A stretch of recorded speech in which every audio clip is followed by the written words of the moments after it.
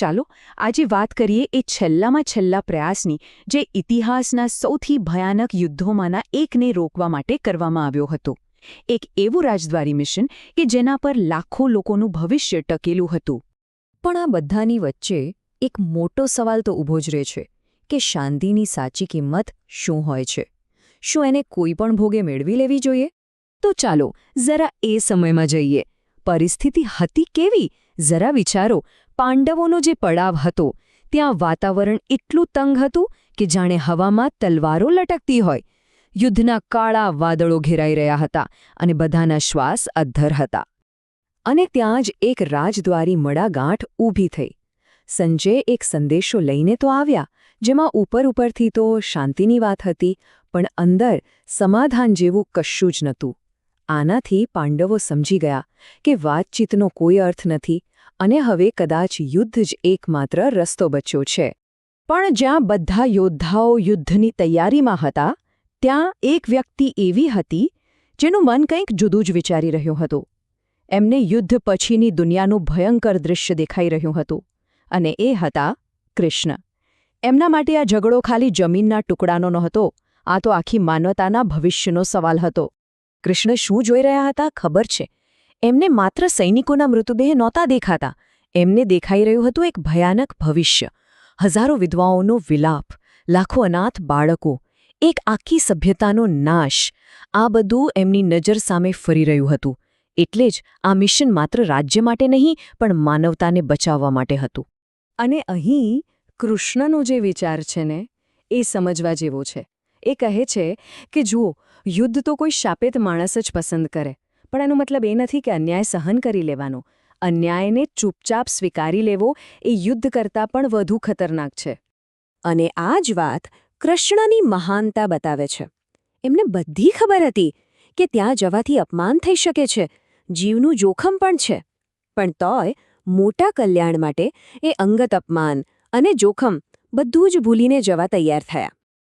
પણ વાર્તામાં એક ટ્વિસ્ટ છે. કૃષ્ણ હસ્તિનાપુર પહોંચે એ પહેલાં જ એમને સૌથી મોટી ચેલેન્જનો સામનો કરવો પડ્યો. અને એ પણ ક્યાં?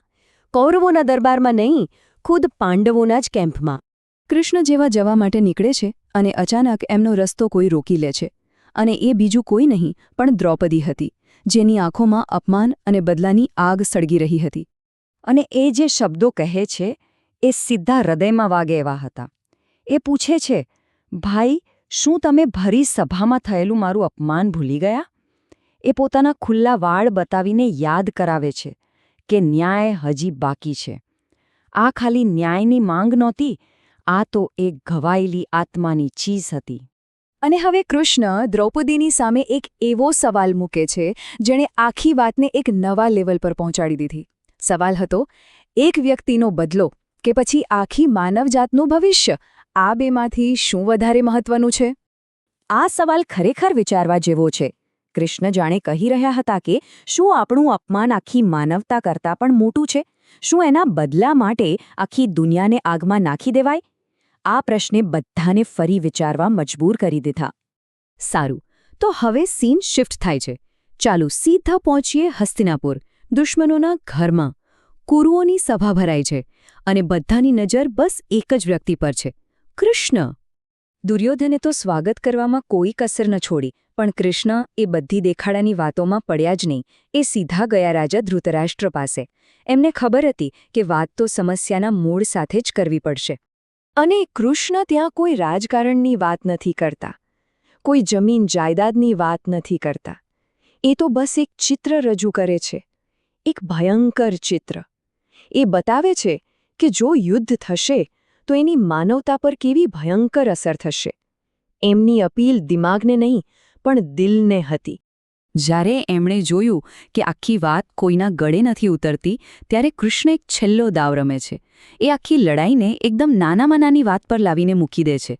શાંતિ માટેનો આ તેમનો છેલ્લો પ્રયાસ હતો. કેટલું? આટલા મોટા યુદ્ધને રોકવા માટે એમણે શું માગ્યું ખબર છે? ફક્ત 5 ગામ. જી હા, માત્ર 5 ગામ. વિચારો, એક તરફ આખી સભ્યતાનો વિનાશ અને બીજી તરફ ફક્ત 5 ગામ. અને હવે એક ક્ષણ આવે છે જેણે ઇતિહાસ બદલી નાખ્યો. એક માણસનો અહંકાર અને લાખો લોકોનું ભવિષ્ય. એક જવાબ જેણે યુદ્ધને ટાળવાનો છેલ્લો રસ્તો પણ બંધ કરી દીધો. દુર્યોધનનો જવાબ એટલો અહંકારી હતો કે ઇતિહાસમાં અમર થઈ ગયો. એણે કહ્યું, 100ની અણી જેટલી જમીન પણ નહીં આપું. બસ આટલા શબ્દોએ બધું નક્કી કરી નાખ્યું. વાત અહીં જ ન અટકી.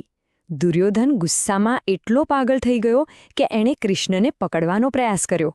બસ પછી તો સભામાં જે તણાવ હતો એની તો કલ્પના જ કરવી રહી. હવે વાત હાથમાંથી નીકળી ચૂકી હતી. આ બધાની વચ્ચે એક સાચો અવાજ પણ ઉઠ્યો. વિદુરજીએ ચેતવણી આપી, જે માણસ પોતાનો વિવેક ગુમાવે દે એનો નાશ નક્કી છે. આખા કુળને બચાવવા માટે જરૂર પડે તો આ દુર્યોધનને ત્યાગી દો. પણ અહંકાર આગળ શાણપણ કોણ સાંભળે? બસ હવે વાત પૂરી થઈ ગઈ હતી. કૃષ્ણ સમજી ગયા કે હવે કશું જ નહીં થઈ શકે. એમણે યુદ્ધને અનિવાર્ય જાહેર કરી દીધું અને સભામાંથી બહાર નીકળી ગયા. એક ક્ષણ હતી જ્યારે શાંતિની છેલ્લી આશા પણ ખતમ થઈ ગઈ. તો આ આખા વિનાશનું મૂળ શું હતું? એક શબ્દ છે, હ્યુબ્રિસ. એનો મતલબ થાય છે એવો ઘમંડ, એવો અહંકાર જે માણસને પોતાના જ પતન તરફ દોરી જાય. અને દુર્યોધન આનું સૌથી મોટું ઉદાહરણ છે. એના જ અહંકારે આખા વંશનો નાશ કર્યો. અને અંતે એક સવાલ આપણી સામે પણ છે. શું આ મહાવિનાશને ખરેખર રોકી શકાયો હોત? કે પછી માણસનો જે સ્વભાવ છે, એનો અહંકાર, એની બદલાની ભાવના એ અમુક લડાઈઓને નક્કી જ કરી દે છે? આ સવાલનો જવાબ કદાચ આપણે સૌએ પોતાની અંદર શોધવાનો છે.